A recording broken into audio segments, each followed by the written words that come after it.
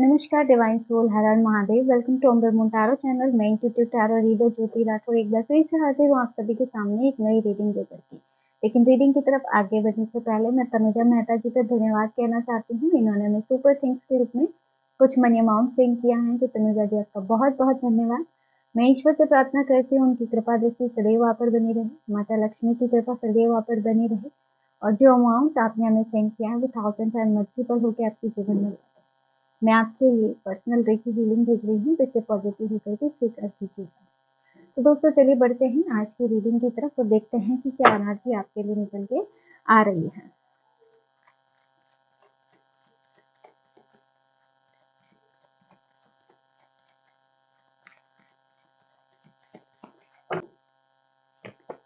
सबसे पहला कार्ड आ रहा है ten of swords. Okay, 8 of cups,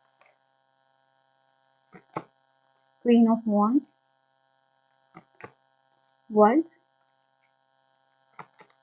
S of pentacle. Bottom की एनर्जी आप देख सकते हैं, 10 ऑफ वॉन्ड्स है। जैसा लग रहा है कि कोई नेगेटिविटी या कोई टॉक्सिक एनर्जी जैसे आपके जीवन से दूर जा रही है। यहाँ पे ऐसा लग रहा है जैसे कोई कार्मिक चैप्टर या तो आपके जीवन का खत्म होने जा रहा है, क्योंकि 10 ऑफ सोर्स और उसके बाद 8 ऑफ कप्स, जैसे कोई एनर्जी आपके जीवन से बाहर निकल रही है। दोस्तों सबसे पहला कार्ड 10 ऑफ सोर्स का कार्ड है। आप देख सकते हो ये कहीं ना कहीं आपके दर्द की कहानी बयां कर रहा है, आपकी तकलीफ की, आपके संघर्ष की कहानी बयां कर रहा है। आप अपने जीवन में एक ऐसे कठिन दौर से निकले हैं जहाँ शायद होता है ना कि आपकी जो तकलीफ है, आपकी पीड़ा है, वो आप ही समझ सकते हैं। बहुत कठिन दौर से आप निकले हैं। हो सकता है कभी आपने किसी को पूरा ईमानदारी से चाहा हो, लेकिन बदले में आपको सिर्फ और सिर्फ दर्द मिला, सिर्फ और सिर्फ धोखा मिला, और जीवन में एक खालीपन मिला। मतलब आपने बहुत एफर्ट डाला, जिस पे ट्रस्ट किया उसी ने शायद धोखा दिया हो, है ना। जिस पर्सन को आपने दिल में जगह दी उसी ने आपको पूरी तरह से तोड़ दिया। जरूरी नहीं है कि लव रिलेशनशिप हो, ये आपका कोई सच्चा मित्र हो सकता है, कोई भी रिश्ता हो सकता है जहाँ बहुत ज्यादा ट्रस्ट की एनर्जी रही है ना। और आपने बार बार मौके भी दिए, लेकिन हर बार जैसे आपको वही चीजें, वही कहानी दोहराई गई। आपने मौके दिए कि कब ये सोच के कि शायद इस बार बदल जाए, शायद इस बार चीजें ठीक हो जाए, लेकिन बार बार सेम चीजें रिपीट हुई, बार बार वही कहानी रिपीट हुई। कहीं ना कहीं मुझे ऐसे लग रहा है ना कि अब जो है ना वो साइकिल खत्म हो रही है, क्योंकि 10 ऑफ सोर्स एंड को दिखा रहा है। वो जो कठिन संघर्ष वाली साइकिल रही है आपके जीवन में, वो पूरी तरह से खत्म हो रही है। अब जैसे पहले जैसा कुछ भी नहीं रहेगा। यूनिवर्स जैसे वो सारे दरवाजे बंद कर रहा है जहां से सिर्फ और सिर्फ दर्द मिला आपको, सिर्फ और सिर्फ तकलीफ मिली, तो वो सारे दरवाजे जैसे यूनिवर्स क्लोज कर रहा है। और वो लोग अब जैसे परमानेंटली आपके जीवन से एग्जिट हो चुके हैं, क्योंकि अब आपने अपने कार्मिक लेसन्स को सीख लिया है। जो भी आपको सीखना था वो सब जैसे आप सीख चुके हो, तो अब कोई भी टॉक्सिक एनर्जी आपको छू नहीं सकती है। आपने ना खुद पे इतना काम किया है कि आपने हर बिट्रेल को ब्लेसिंग में बदल दिया है।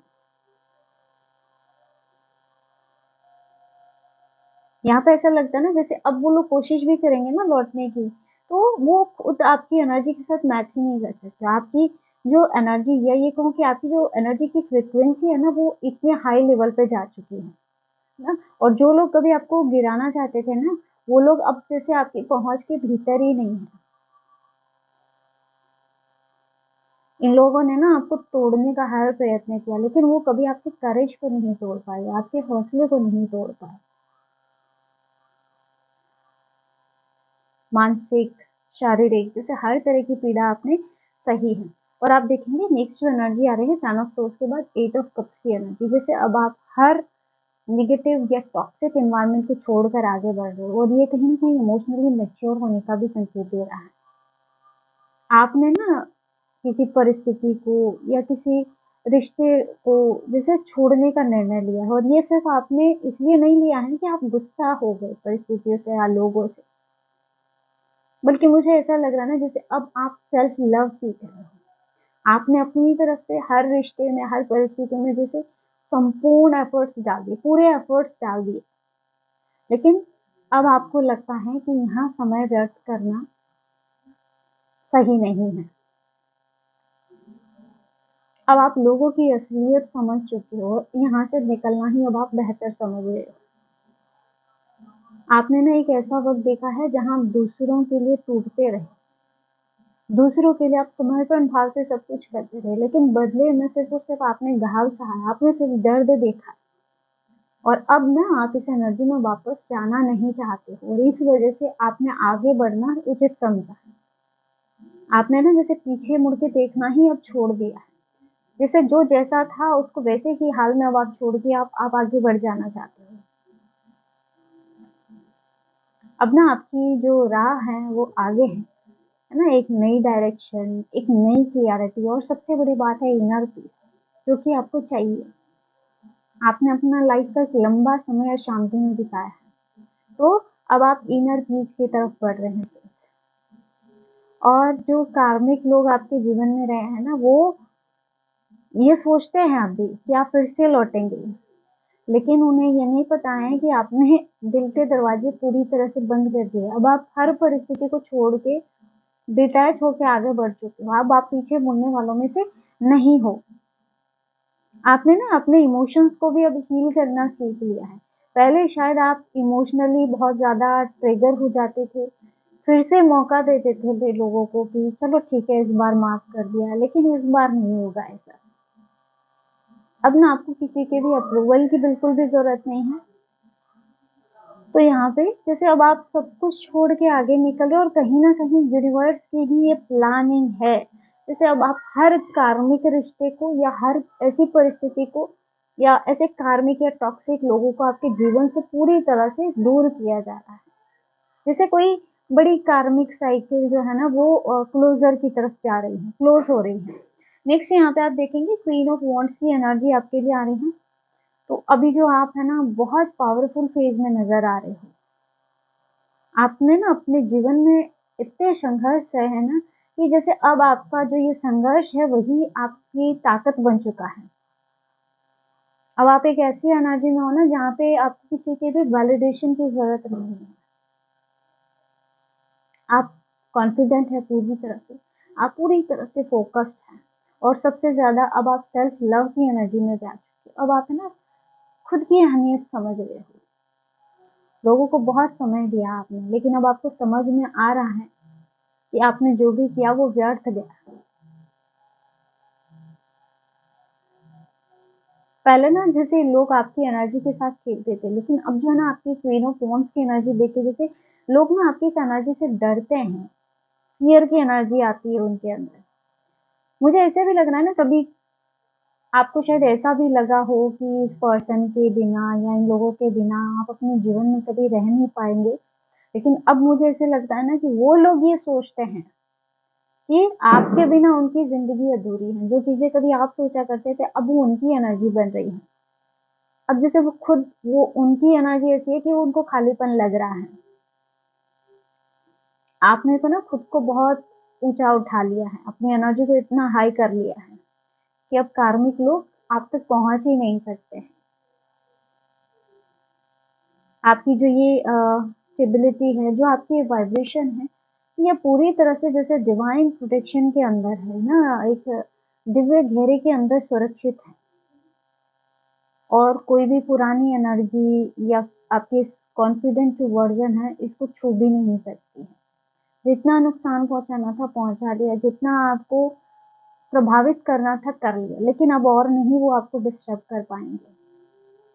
और जो लोग आपको कमज़ोर समझा करते थे, वो अब कहीं न कहीं आपकी एनर्जी को एक फायर के रूप में मानते हैं कि भई इसमें एक अलग ही आग है।